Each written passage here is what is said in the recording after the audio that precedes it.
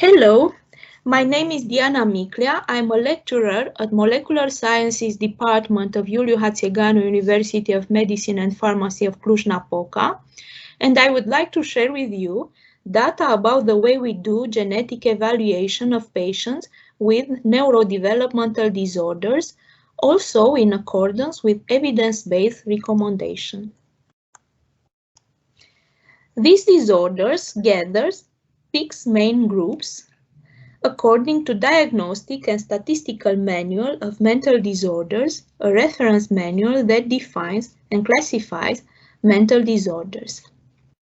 These 6 disorders are intellectual disability, communication disorder, autism spectrum disorder, attention deficit with hyperactivity disorder, specific learning disorders, and motor disorders.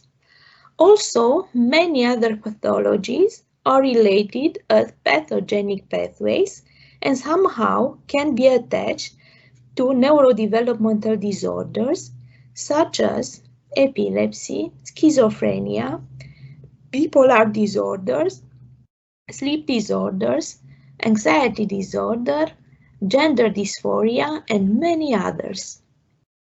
These pathologies represent an important health problem due to the high frequency of affected people, about 17% of the general population, if we consider all these pathologies described here as neurodevelopmental abnormalities. Some of these people are affected by a more severe form, such as intellectual disability, or others by a more discrete one, such as anxiety disorders. Although neurodevelopmental disorders include many pathologies, all of them are produced by only a few main etiopathogenetic mechanisms. These are impaired neurogenesis, neuronal migration impairment, or synaptogenesis and synaptic function. But also through more general mechanisms such as impaired intracellular signaling or affected epigenetic regulation of gene expression or even metabolic factors.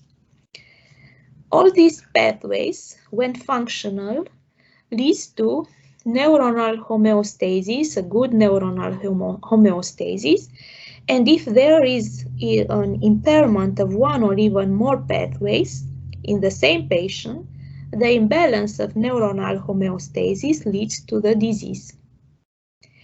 For each of these mechanisms, thousands of genes are already known, and their division into pathogenic categories is particularly useful. Thus, knowing only some major mechanisms responsible for many diseases, we understand that in fact the same etiopathogenetic mechanism can lead in one patient to intellectual disability, in another to autism spectrum disorder, or even to depression. Thus, we assume that this different phenotypic expression, based on the same genetic cause, depends on the magnitude of the deleterious effect of that mutation, how much or how little it affects the function of that gene, and the present or other possibly associated factors, such as genetic factors or environmental factors, as second hit or even multiple hits. Thus, these multiple factors can individually and accurately model each phenotype. Thus, in the same family, the same genetic abnormality can lead to different neurodevelopmental disorders, and we have to be very careful to this aspect when we evaluate these patients. From what we know so far, in patients with neurodevelopmental disorder, particularly studied so far, such as intellectual disability or autism spectrum disorders, genetic factors can be demonstrated in up to 60% of these patients, environmental factors being also responsible in up to 15% of cases. Based on previous data, we present the way in which we evaluate these patients, taking into account the evidence-based recommendations. Clinical diagnostic or clinical evaluation is always essential. In general, the assessment of a neurodevelopmental disorder, such as intellectual disability or autism spectrum disorders, involves the use of standardized clinical diagnostic tests such as ADI or ADOS for autism spectrum disorders, or Bailey scale or VISC or VICE standardized test to assess the coefficient of development or intelligence in case of global developmental retardation or intellectual disability. Thus, this test will objectively determine, through the score obtained, whether a patient really has a diagnosis of autism spectrum disorder or global developmental delay. Subsequently, a correct anamnesis of the patient with also, it is also very important, also considering the family history together with the detailed clinical evaluation, which are always necessary. Based on this data, sometimes we will have a suggestive etiological diagnosis, and then a targeted genetic test will be recommended. More often, the genetic cause is not clinically suggestive, and in this situation, the evaluation of the patient is more genomic. The first indicated test is to evaluate X-fragile syndrome, a frequent cause for intellectual disability affecting around 5% of these patients. If negative, the next test is chromosomal analysis by microarray, a test with diagnostic yield of about 25%. In case that this test is negative, the final step will be exome or genome sequencing. Taking into account these stages of the genetic evaluation protocol, I would like to present you how do we obtain, analyze, and interpret chromosomal microarray data. First of all, some data about the technique. Here we have two main types of technique, CGH array or SNP array technique. CGH array is a technique which compares the patient and normal reference DNA in order to see differences as deleted or duplicated region when compare the DNA of the patient with normal reference. Since SNP array technique is far more widely used now, I will not insist more on CGH array technique. SNP array technique is another one of chromosomal microarray which use only patient DNA previously fragmented. Here it is a fragment of patient DNA, then hybridized on oligonucleotide fragments called probes, which are bound to beads, these beads being printed on a slide here. This hybridization is followed by one nucleotide elongation of the probes, here the probes with one nucleotide elongation, complementary to patient DNA. This nucleotide is labeled to be easier to be further detected. Oligonucleotide probes are designed to ends where it is known that mononucleotide variation usually occurs. This is known as single nucleotide polymorphism, abbreviated as SNP. After the probe elongation with one nucleotide, the patient DNA fragment is removed and the slide is scanned to note for each oligonucleotide probes the last labeled nucleotide. This nucleotide scanned will bring two information. one about the presence or absence of the patient fragment, which if present should permit to add the nucleotide on probe, and also about the genotype of the SNP presented by this patient. Here we also have two very important graphs, one about log-R ratio and the other about B allele frequency. Log-R ratio determines the intensity of the probe labeled. The deletion of a region evaluated by a probe will be seen as a lower intensity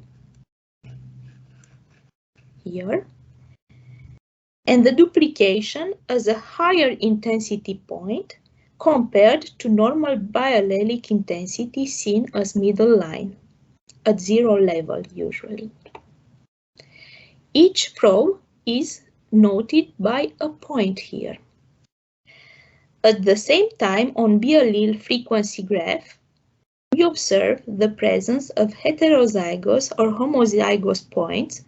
The middle line here means a heterozygous genotype. The extreme line here and here meaning a homozygous genotype. The main microarray platforms are Affymetrix, Illumina, Agilent, or Oxford Gene Technologies. Now we will present the technical steps of SNP array technique performed in our laboratory using Illumina technology. Thus, the first day we amplify the DNA, then we will fragment this amplified DNA and hybridize it with oligonucleotide probes, as we already mentioned. The third day, we extend the probes with one labeled nucleotide. Then the hybridized couple will be denated and will be performed the lavage of oligonucleotide probes. The slide will be then scanned to measure the fluorescence intensity of the last nucleotide added. Concerning the data obtained, we will see two types of fluorescence, red or green, one for CG nucleotide and one for AT nucleotide, the two possibilities which exist as genotype for the one nucleotide extended. As we already mentioned, we will look to the graph to observe the log-R ratio, which measures the signal intensity relative to an internal reference, and to B allele frequency graph, which will notice the genotype seen by the colors given by the labeled nucleotide. Each point, as we already said, note a labeled probe. At 0.5 here on B allele frequency, we see a heterozygous genotype where one allele, conventionally noted as B allele, is marked. If B allele is homozygous, it will be seen on one level here as points. If the other second possibility of genotype exists, AA for example, it will be noted on 0 level, indicating that B allele is not seen. To have a good interpretation, we will always look to both graphs.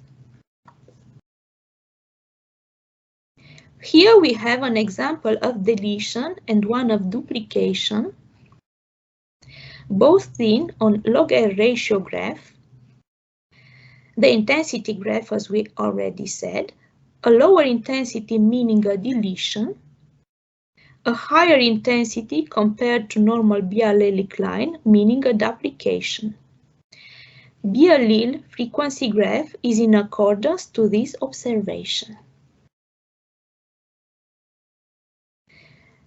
To exemplify all the information about SNP array testing, Here we have a clinical case of a patient, a boy, 4 years old, who presented different forms of neurodevelopmental disorders. OT spectrum disorder, global developmental delay, epilepsy, language delay, and also he has accessory spleen, Arnold-Chiari malformation, obesity, and low immunoglobulin A. Here we have the family pedigree with this affected patient and another member of the same family affected by OT spectrum disorder. Following the genetic testing protocol previously described, X-fragile syndrome was negative for him, and Microarray testing was done. Here we observe this variation concerning large region, noted by point, as we see here, called copy number variants when their size is more than 1 kilobase, or shorter name CNVs. These variations were identified after bioinformatic analysis of data obtained after Microarray testing, including log-R ratio graph and also B-allele frequency. We can see that the patient has 6 different CNVs. Each CNV is on a line. And here we have also the chromosome location with precise coordinates, the size, and also the CNV type identified by number. 3 meaning duplication, 1 means heterozygous deletion, and 0 homozygous deletion.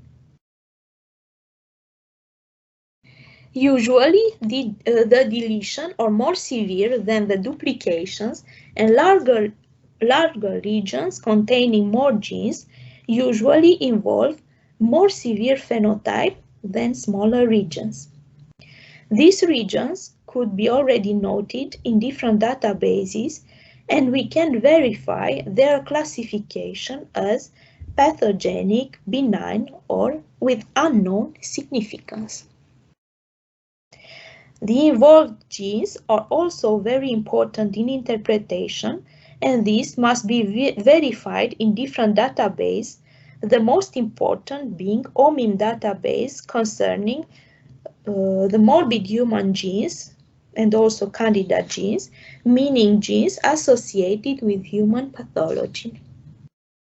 The parents analysis is also useful to establish if the CNV is inherited or de novo, this information being useful for more accurate CNV interpretation. Considering this data and returning to our patient, we have to interpret this CNV observed, not being just enough to mention them. Briefly, we could prioritize the largest CNV and the deletion, knowing that they are usually the most severe. And in this case, here for chromosome 16, we have these coordinates with start point and end point, and this size. And as we said, it is possibly the most deleterious region. Usually, to see the gene included in this CNV, we use for it the UCSC genome browser. When we look on this platform, we will look carefully to genome version used, usually AG19 in this assay.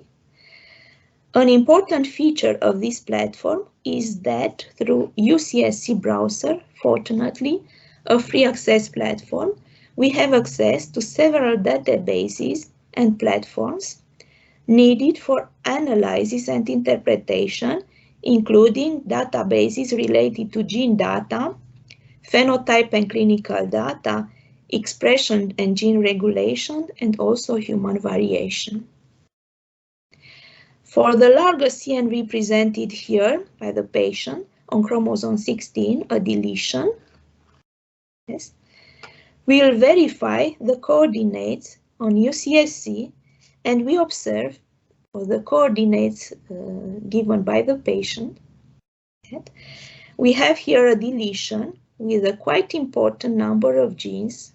Here we see all these genes included. And this deletion is already mentioned in ClinGen, yes, as with sufficient evidence for pathogenicity.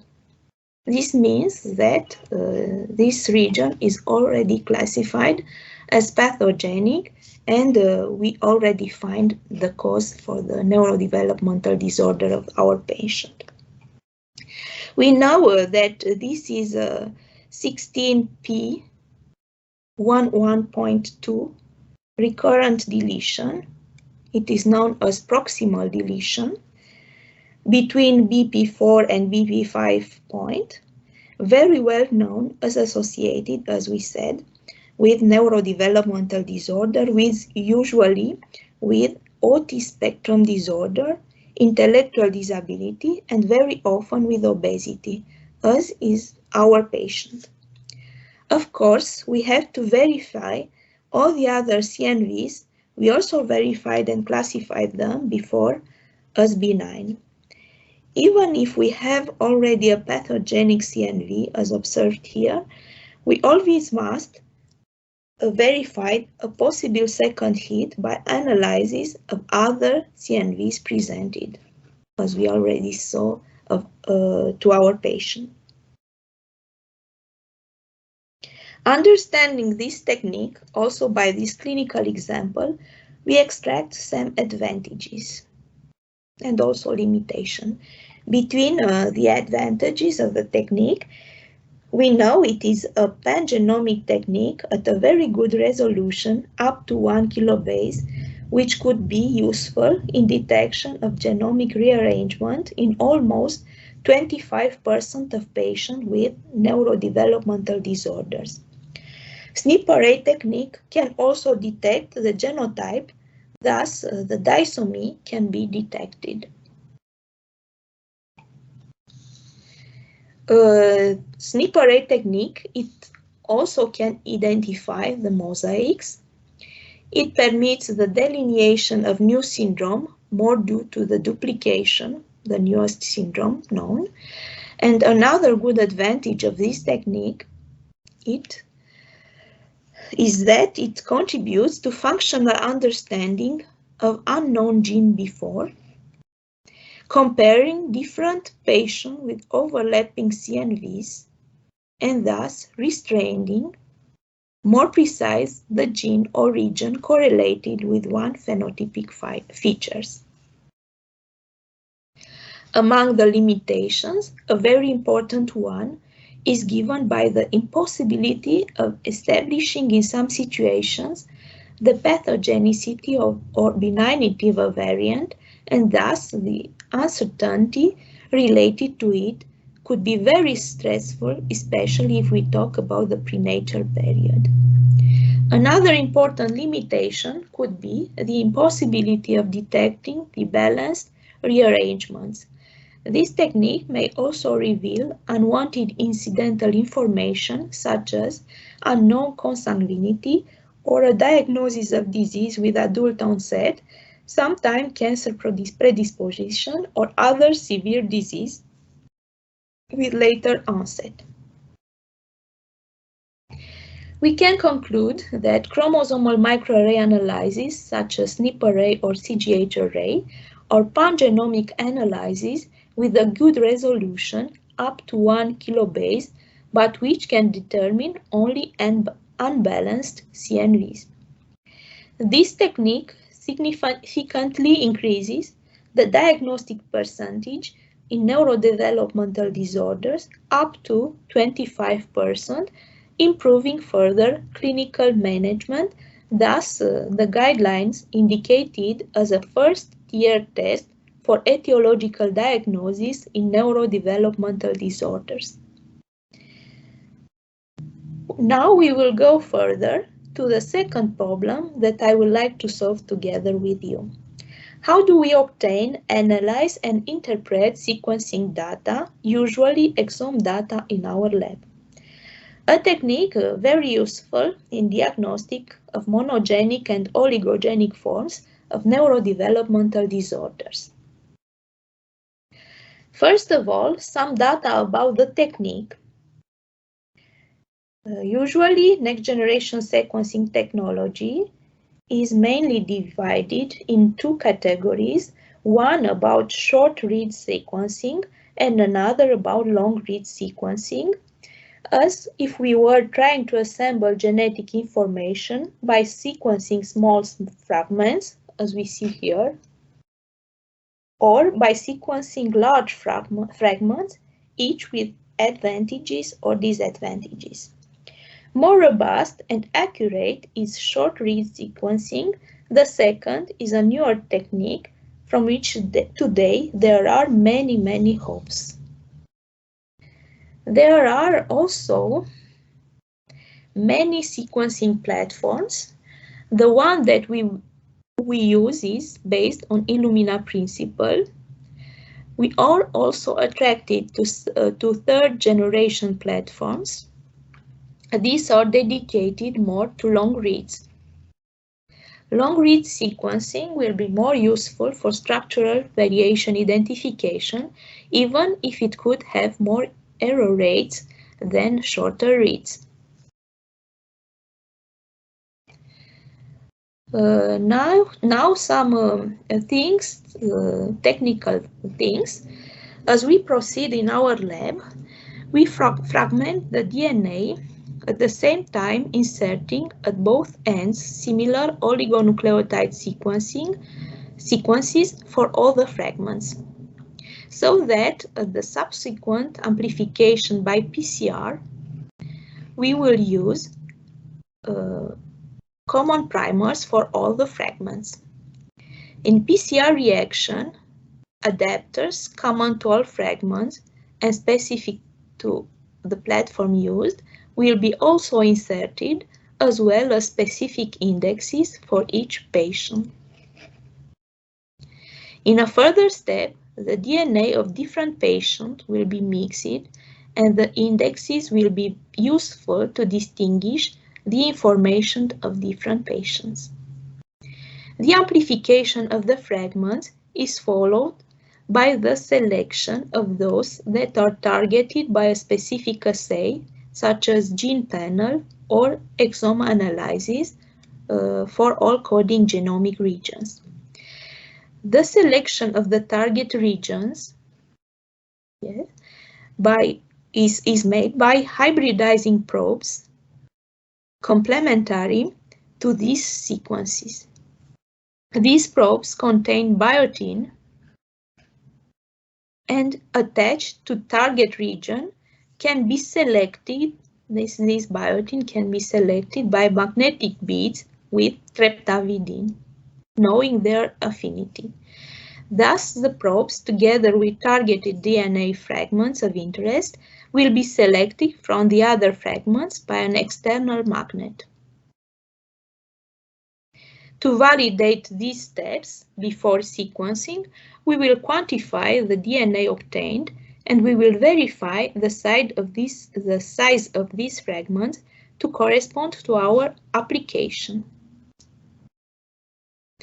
Now follows the sequencing, so each fragment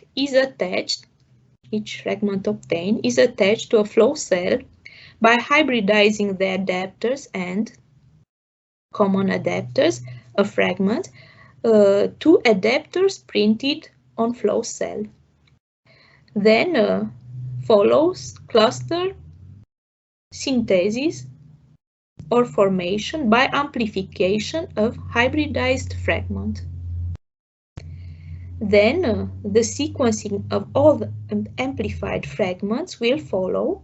In parallel, the addition of each fluorescent nucleotide for new strand synthesis being noted for all the fragments in parallel. This technique will allow the sequence of multiple fragments usually the rate depending on the platform flow. The time needed for sequencing depends a lot on platform used. The sequencer will provide us the sequence of nucleotides on each fragment, thus being sequenced millions of fragments. Thus, it will be needed a bioinformatic analysis which will be required to analyze this huge amount of data, big data. Here we have a pipeline, a bioinformatic analysis, through which we will initially eliminate the reads or fragments that are not reliable through the associated quality score. Then we will align these reads to the reference genome, processing and eliminating the data in duplicate and those that do not bring information about the target sequencing. We will do a recalibration depending on base quality score, and then we will identify those nucleotides that are different in the patient genome from the reference one. Here we have a genome browser where we saw the differences in a fragment of patient compared to a reference genome. And here in one position, we see that cytosine C is different. For each variant different from reference genome, it will be done an annotation, meaning a characterization of a variant with the known data from different databases. To exemplify all the data set, we have here a case of a patient presenting autism spectrum disorder and associated scoliosis, atrial septum defects, hydronephrosis, and minor or discrete dysmorphic feature. We perform for him too the genetic testing protocol. We exclude X-fragile syndrome, which was negative, and also SNP array analysis was negative for him. We further perform an exome testing analysis. For this patient, we identify a CBS gene variant homozygous classified as pathogenic based on different arguments. CBS gene code for cystathionine beta synthase, a pathogenic variance for this gene being responsible for homocystinuria B6 responsive. Thus, we have here a type of autism spectrum disorder that can benefit from B6 vitamin supplementation. Here we have the patient exome data, a part of it. Each line of the table is a nucleotide different for this patient compared to a reference genome. The patient has around 180,000 different variants, and from all this we selected CBS variant due to a diagnostic strategy considering population frequencies. For these alleles, we only look for those less than 5% in general population. Also, the clinical databases such as OMIM, ClinVar, AGMD, UniProt are very important. Some of them may have already noted one gene and variant in association with the disease, and its pathogenicity being thus easier to intuit. Sometimes, however, these databases do not bring much information, and thus in silico prediction for pathogenicity brought by different platforms will be more useful to us. Several in silico prediction platforms are known in this regard, usually based on position, biochemical changes, or conservated region modified by nucleotide variant. Observing this data, we can mention some advantages and limitations. Short read sequencing brings higher sequence fidelity, are cheaper, and can sequence fragmented DNA, but